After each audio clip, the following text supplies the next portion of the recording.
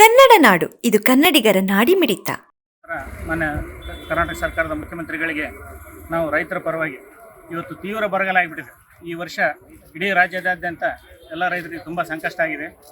ಈ ವಿಷಯದ ಬಗ್ಗೆ ನಮ್ಮ ಸರ್ಕಾರದ ಅಧಿಕಾರಿಗಳು, ರಾಜಕೀಯ ನಾಯಕರು ಎಲ್ಲ ಶೀಘ್ರವಾಗಿ ಪರಿಶೀಲಿಸಿ ವ್ಯವಸ್ಥಿತವಾಗಿ ರೈತರಿಗೆ ಪ್ರತಿ ಎಕರೆಗೆ ಒಂದು 50,000 ರೂಪಾಯಿ ಹಂಗೆ ಬರಗಾಲ ಪೀಡಿತ ಪರಿಹಾರ ಅಂತೇಳಿ ಘೋಷಣೆ ಮಾಡಿ ರೈತರಿಗೆ ಸಹಾಯ ಮಾಡಬೇಕು. ಅದೇ ರೀತಿ ನೀರಿನ ತೊಂದರೆ ಭಾಳ ಆಗಿದೆ. ಎಲ್ಲ ಕಡೆ ರಸ್ತೆಗಳ ಸಮಸ್ಯೆ ಆಗಿದೆ. ಭಾಳ ಸಮಸ್ಯೆಗಳು ಇವತ್ತು ಉದ್ಭವ ಆಗಿದೆ ನಮ್ಮ ರಾಯಚೂರು ಜಿಲ್ಲೆ ಜೊತೆಗೆ ಇಡೀ ಕರ್ನಾಟಕದಾದ್ಯಂತ. ಬರಗಾಲ ತೀರ ಯಾವ ವರ್ಷ ಇದ್ದಿಲ್ಲ, ಈ ವರ್ಷ ಭಾಳ ತುಂಬ ತೊಂದರೆ ಆಗಿದೆ. ಆದಷ್ಟು ಶೀಘ್ರವಾಗಿ ಪರಿಶೀಲಿಸಿ ಇದನ್ನು ಪರಿಹಾರ ಮಾಡಬೇಕು, ರೈತರಿಗೊಂದು ನ್ಯಾಯ ಒದಗಿಸಿಕೊಡ್ಬೇಕಂತೇಳಿ ನಾವು ಮನವಿ ಮಾಡಿದ್ದೀವಿ. ಅಲ್ಲ ಸರ್, ಏನಂತಂದ್ರೆ ಈ ಉತ್ತರ ಕರ್ನಾಟಕ ಭಾಗದಲ್ಲಿ ಮಳೆ ಸಾಂದ್ರತೆ ಕೂಡ ಕಡಿಮೆ ಇದೆ, ಬೆಳೆಗಳು ಕೂಡ ಒಣಗ್ತಾ ಇದ್ದಾವೆ. ಯಾಕೆ ಈ ಭಾಗದ ಶಾಸಕರು ಸಚಿವರು ಕಾಳಜಿವಹಿಸ್ತಲ್ಲ, ರೈತರ ನೆರವಿಗೆ ಬರ್ತಾ ಇಲ್ಲ? ಯಾಕೆ? ತುಂಬ ಲಕ್ಷ್ಯ ಆಗ್ತಾ ಇದೆ ಸರ್. ಕೊಟ್ಟ ಮಾತಿನಂತೆ ರೈತರಿಗೆ ಇವತ್ತು ಯಾರು ಸ್ಪಂದಿಸ್ತಾ ಇಲ್ಲ.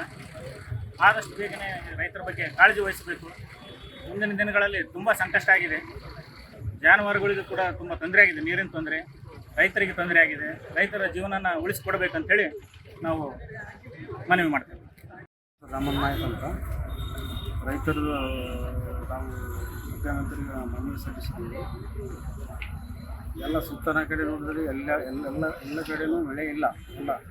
ಪೂರ್ತಿ ರೈತರಿಗೆ ಪೂರ್ತಿ ಸಂಕಷ್ಟದಲ್ಲಿ ರೈತರಿದ್ದಾರೆ. ರೈತರಲ್ಲಿ ಪಾಪ ಭಾಳಷ್ಟು ಕಾಲಿಡೋದ್ರಲ್ಲಿ ಭಾಳಷ್ಟು ಬೆಳೆಯೂ ನಷ್ಟ ಪರಿಹಾರ ಭಾಳಷ್ಟು ಆಗಿದೆ. ಅದಕ್ಕೆ ಮುಖ್ಯಮಂತ್ರಿಗಳಿಗೆ ನಾವು ಮನವಿ ಮಾಡಿ ಮುಂದಿನ ದಿನಗಳಲ್ಲಿ ರೈತರಿಗೆ 50,000 ರೂಪಾಯಿ ಕೊಡದಿತ್ತು ಇದ್ದಲ್ಲಿ ನಾವು ಮುಂದಿನ ಉಗ್ರ ಹೋರಾಟ ಮಾಡ್ತೀವಿ ಅಂತಂದು ನಾವು ಮಾತು. ಅಲ್ಲ ಸರ್, ಏನಂತಂದ್ರೆ ಈ ಮಾನವಿ ಆಗಲಿ, ರಾಯಚೂರು ಜಿಲ್ಲೆ ಆಗಲಿ, ಉತ್ತರ ಕನ್ನಡ ಭಾಗ ಆಗಲಿ, ಒಂದು ರೀತಿಯಲ್ಲಿ ಮಳೆ ಕೊರತೆಯಿಂದಾಗಿ ಬೆಳೆಗಳು ಒಣಗ್ತಾ ಇದ್ದಾವೆ. ಜಾನುವಾರುಗಳಿಗೆ ನೀರಿಲ್ಲ. ಮತ್ತು ಇದ್ರ ಬಗ್ಗೆ ಹೇಗೆ ಸರ್?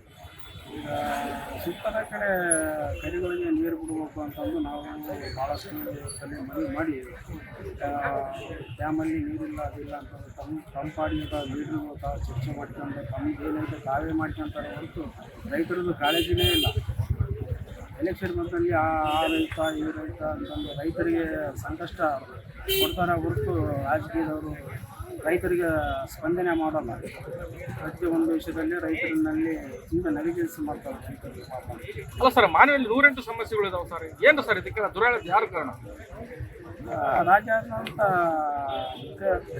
ಮುಖ್ಯಮಂತ್ರಿಗಳು ಪರಿಶೀಲನೆ ಏನಿರ್ತದೆ ಅದರ ಪ್ರಕಾರ ನಡೀತದೆ.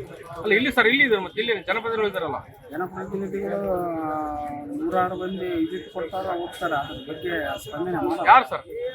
ಎಲ್ಲ ಮುಖಂಡರು, ರಾಜಕೀಯ ಮುಖಂಡರಾಗಿರ್ಬೋದು, ಸಂಘಟನೆಯವರಾಗಿರ್ಬೋದು, ನೋಡ್ತಾರೆ ಹೋಗ್ತಾರೆ.